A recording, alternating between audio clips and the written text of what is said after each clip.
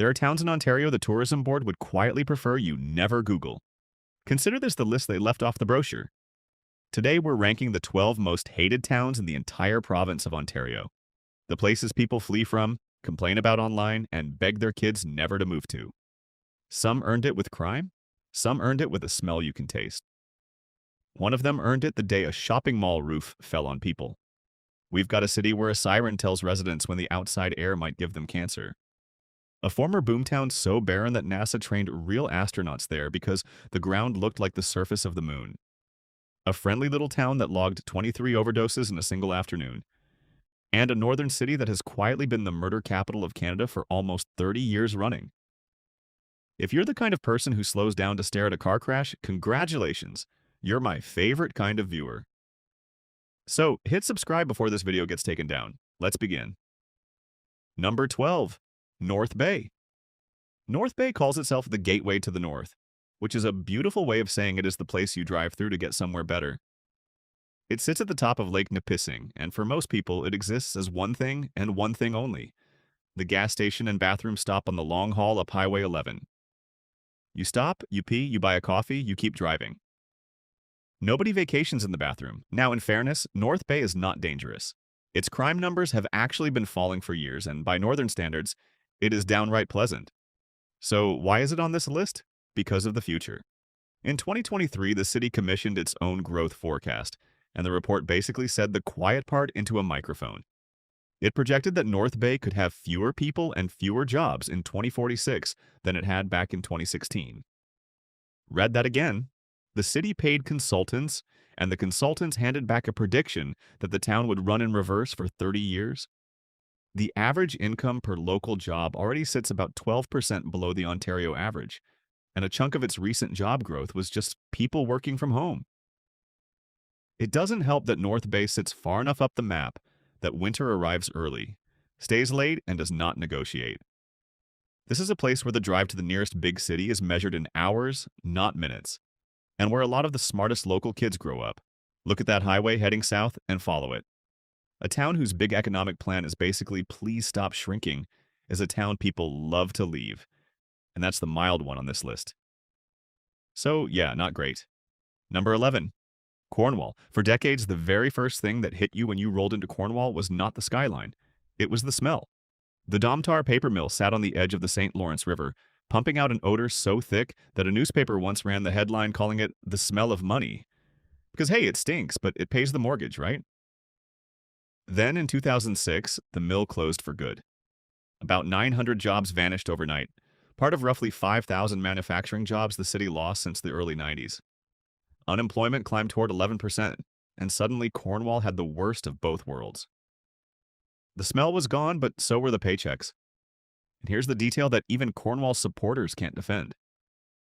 Back in its dirtier years, the mill was dumping over 100 million liters of wastewater into the river every single day.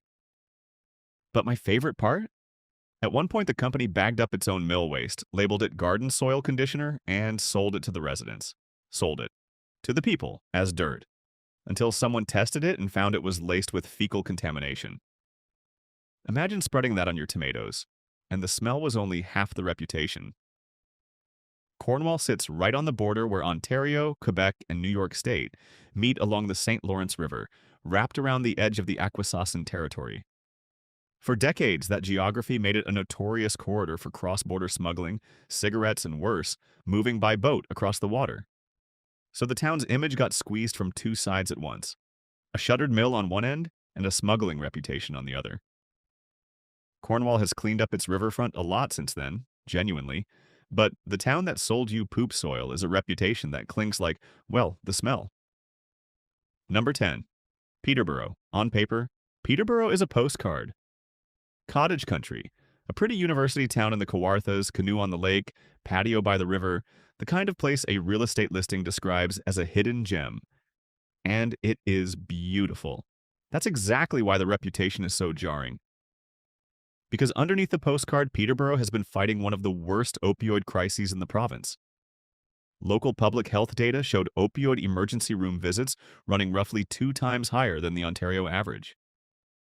In one recent year, the region recorded a record number of suspected fatal overdoses, working out to about one death every single week in a small city. That's the thing nobody puts in the tourism ad. You come for the lake and you find a downtown wrestling with a level of addiction and loss that a city 10 times its size would struggle with. Part of the reason is exactly what makes it pretty. Peterborough is a mid-sized city with big city problems and small city resources. It pulls in people from across the surrounding rural region who have nowhere else to go for help. But its hospital, its shelters, and its outreach workers are funded like the modest town on the postcard, not the regional hub it actually became. So the need keeps growing while the safety net stays the same size. It's not that Peterborough is evil or ugly, it's that the gap between the brochure and the reality is a canyon. And that gap is a big reason it keeps landing on these lists. If that combination unsettles you, you should know it only gets heavier from here. Number 9. Belleville. Belleville proudly goes by the nickname the Friendly City. And I want to be clear, that nickname is not sarcastic. The people are lovely, which makes what happened on one afternoon in February 2024 so hard to process. Over a span of hours, downtown Belleville was hit with 23 overdoses. 14 of them happened in about 2 hours in the same small stretch of downtown. In a city of 55,000 people, the mayor stood up and declared a state of emergency because emergency crews physically could not keep up. Police were shutting down streets. When they tested the drug supply, they found the overdoses were driven by a batch cut with xylazine, an animal tranquilizer, mixed with a benzodiazepine and an opioid. Somehow, miraculously, none of the 23 people died that day. And it wasn't a one-off. Just months earlier, the same region had logged dozens of overdoses in a single week. What Belleville ran into is the thing quietly terrorizing small cities all over the country. A street drug supply so unpredictable that a single tainted batch can drop 20 people in an afternoon before anyone knows what's in it. A small city ambulance service and a small city emergency room simply are not built for a mass casualty event that arrives with no warning. But you don't earn a spot on a most hated list from Happy Stories. You earn it when the phrase 23 overdoses before dinner becomes attached to your town's name in every headline in the country. The Friendly City deserved better press. It got this instead. All right, breathe for a second because the next few take a hard turn from tragic into flat-out bizarre. Number 8. Sudbury. Sudbury is the town so ugly that it became famous for it, and then somehow turned that into a brag. For most of the 20th century, Sudbury smelted nickel on an industrial scale, and the pollution stripped the landscape down to bare, blackened rock. No trees, no grass, just a scorched, gray, rolling wasteland as far as you could see. It got so barren that in the early 70s, NASA sent Apollo astronauts to train near Sudbury. Not as a joke. The land genuinely resembled the surface of the moon, so American astronauts practiced walking on lunar terrain in northern Ontario. That is a real thing that happened. A town so environmentally wrecked that it doubled as the moon. Then, to fix the acid rain and the smell, the company built the Superstack, one of the tallest smokestacks on Earth at nearly 380 meters. The genius plan? Make the chimney so tall it just shoves the pollution somewhere else. And in the most Sudbury move imaginable, the city leaned all the way into the joke. Its single most famous tourist attraction is the Big Nickel, a 9-meter-tall replica of a 5-cent coin standing on a hill, celebrating the exact metal that turned the landscape into a moonscape in the first place. That is genuinely the town's mascot, a giant monument to the thing that poisoned it. To Sudbury's enormous credit, the city later planted millions of trees and regreened the whole place, and it looks incredible now. But you can plant a forest. You cannot untrain the astronauts. Once you're the moon, you're always a little bit the moon. Number 7. Oshawa. Welcome to the Dirty Schwa. Oshawa is a General Motors town, and being a GM town is a lot like dating someone who keeps breaking up with you and then showing up at your door again. At its peak in the 1980s, the GM plant employed around 23,000 people. Today, that number is closer to 3,000. GM fully closed the historic Oshawa assembly plant in December 2019. Devastating.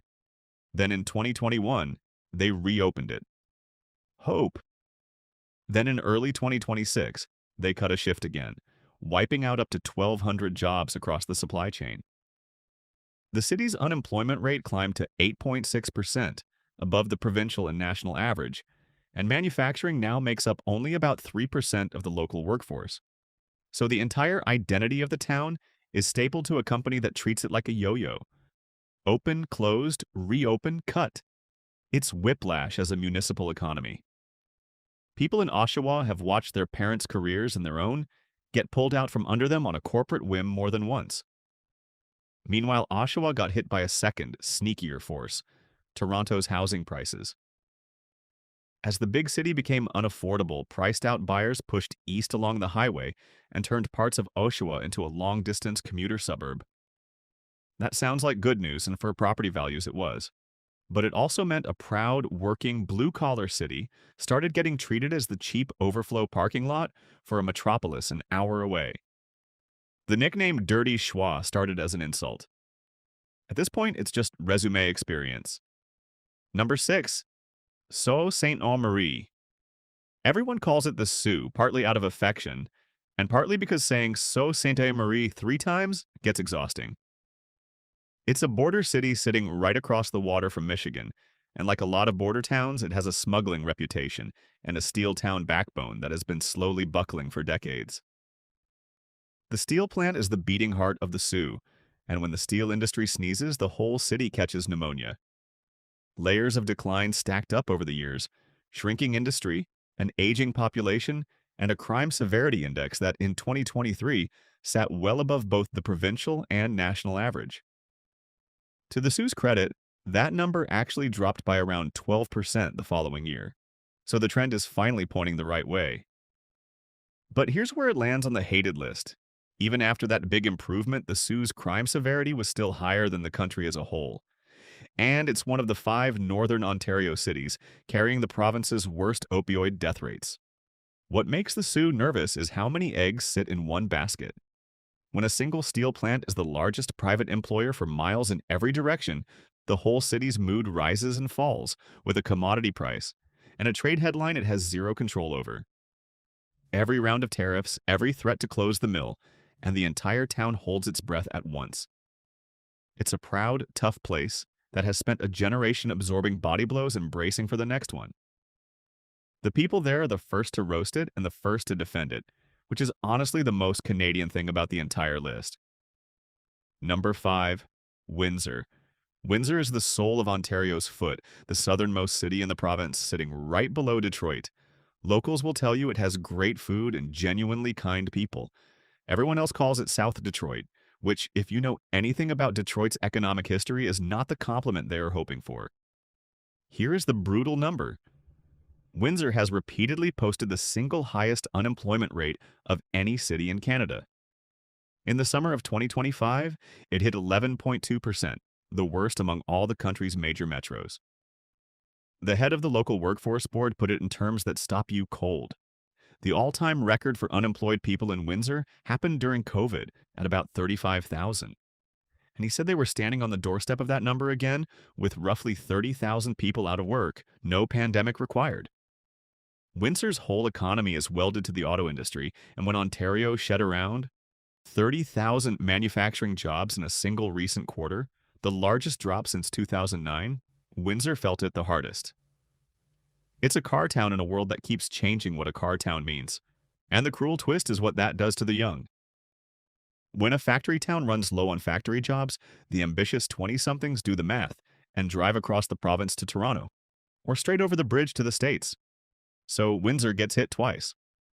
Once when the plant slows down, and again when its most talented kids pack up and leave for the opportunity that used to be here.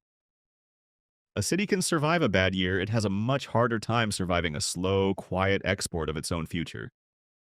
That uncertainty is a big part of why people keep circling Windsor on the would not move here map. If you're still with me this deep into the misery, you clearly have excellent taste, so do the algorithm a favor and hit that like button. It costs you nothing, and it lightly punishes every town on this list. Now, this is where things stop being funny. Number 4. Elliott Lake. Elliott Lake was built on uranium. When the mines were booming, it was a bustling company town in the northern bush. When the uranium market collapsed in the 90s, The town reinvented itself as an affordable retirement community, marketing cheap housing to seniors looking to stretch a pension. And for a while, that pivot actually worked. The center of town life was the Algo Center Mall. Locals had a grim nickname for it long before disaster struck. Because of a leaky roof that dripped for years, they called it Algo Falls. Water and road salt seeped into the structure, corroding the steel, while the problem got documented, discussed, and ignored. Then, on June 23, 2012, the rooftop parking deck of the mall collapsed. It crashed straight down through the building. 2 people were killed, Lucy Elwin and Dolores Perizzolo, and roughly 19 were injured. The public inquiry that followed used devastating language. It blamed decades of, and I'm quoting, apathy, neglect, and indifference. The steel had been rotting in plain sight, and the human failures piled up until a roof fell on shoppers in a mall. And here is the part that haunts the whole town. During the rescue, the operation was suspended over safety fears while people believed a victim might still be alive under the rubble.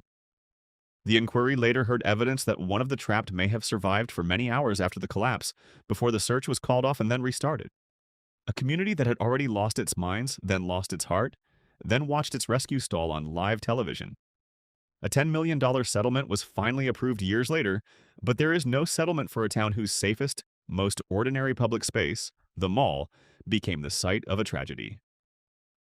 That's not a joke you tell. That's just the fact that puts Elliott Lake at number 4. Number 3. Sarnia. Meet Chemical Valley.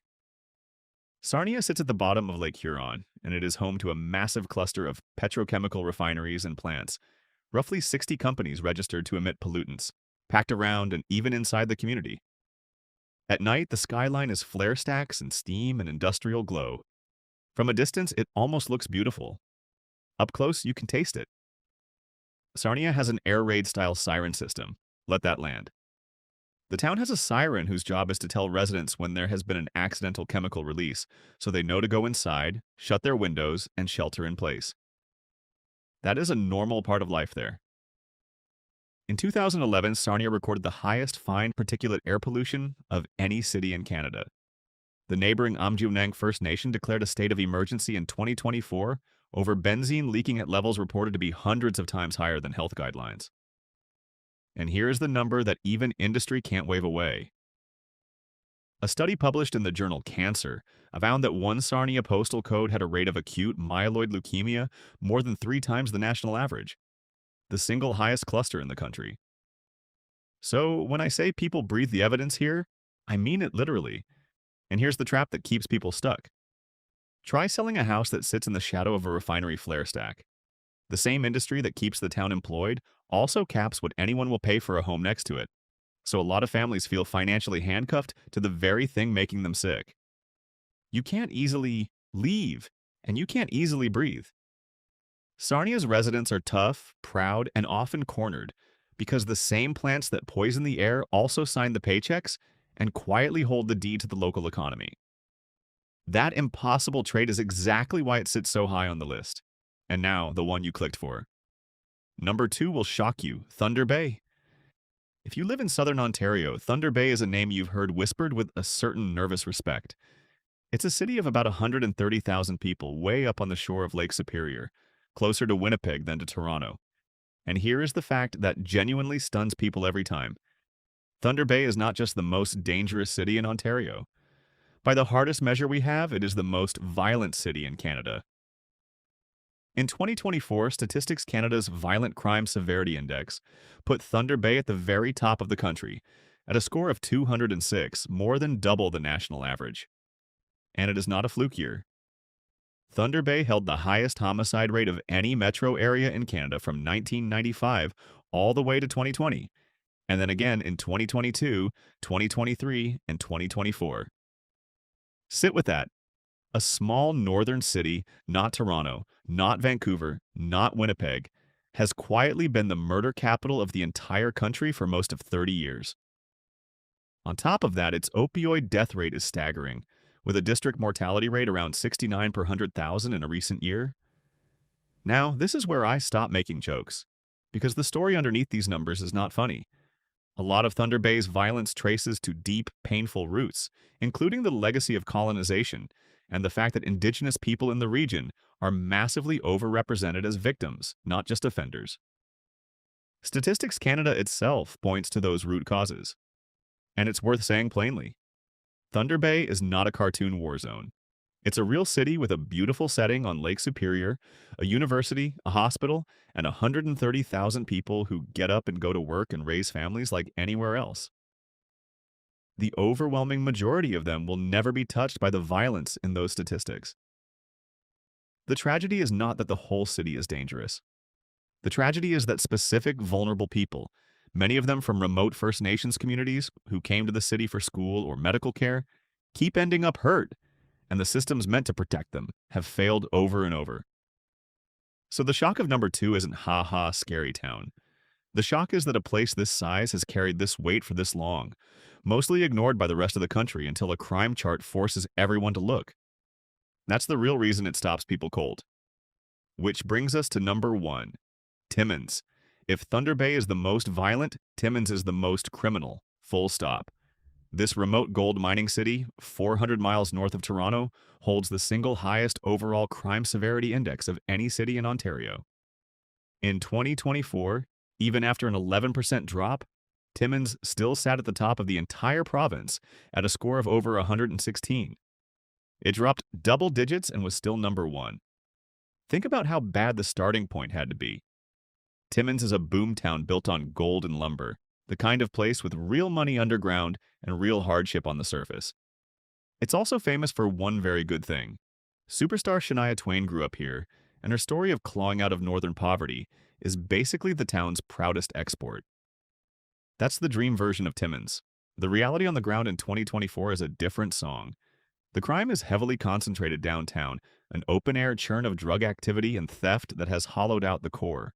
Shop owners talk about smashed windows and repeat break-ins as a cost of doing business. It's also one of the northern cities anchoring Ontario's worst opioid death rates. And remember how remote this is. Timmins sits hundreds of kilometers from any major city, so when a problem takes root here, help is a long, long drive away. So you've got a town where the mines are pulling gold out of the ground, while the main street struggles to hold itself together. That contrast, wealth below and crisis above, is the whole grim story of Northern Ontario in one municipality. Timmins earns the top spot, not with a single shocking headline, but with a spreadsheet full of them. Now, before the comments fill up with, "You forgot my town," let me hand out a few dishonorable mentions because Ontario has a deep bench of places people love to trash. Brantford, the hometown of hockey legend Wayne Gretzky, has spent years fighting one of the worst opioid overdose rates in the province, and its downtown decline traces all the way back to the closure of the giant Massey Ferguson farm equipment plant. Kenora, up in the northwest, looks like a fishing and cottage paradise on a postcard, but carries a crime severity index more than double the provincial average. And half the towns along the old manufacturing belt have their own version of the same story. A plant that left, a main street that emptied, and a reputation that stuck around long after the jobs did not. Any one of them could have made the countdown on a different day. But before you rush to the comments to defend your own hometown, let me leave you with the twist that ruins everyone's assumptions. Because there's a city in Ontario that gets roasted constantly. Barrie. People call it soulless, a boring commuter box north of Toronto, the place where personality goes to buy a townhouse. Everyone dunks on Barrie. And yet in 2024, Barrie recorded the lowest crime severity index in the entire country. The single safest major city in Canada.